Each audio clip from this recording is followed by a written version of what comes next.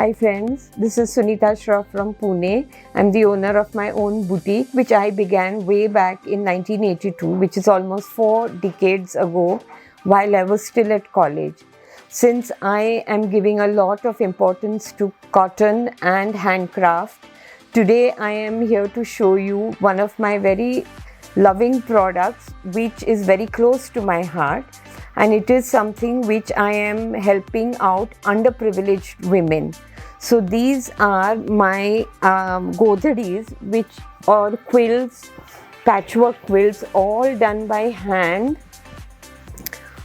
and all made from scraps which are left over from my tailoring unit. You can also see that each patch is stitched by hand and there is no machine used.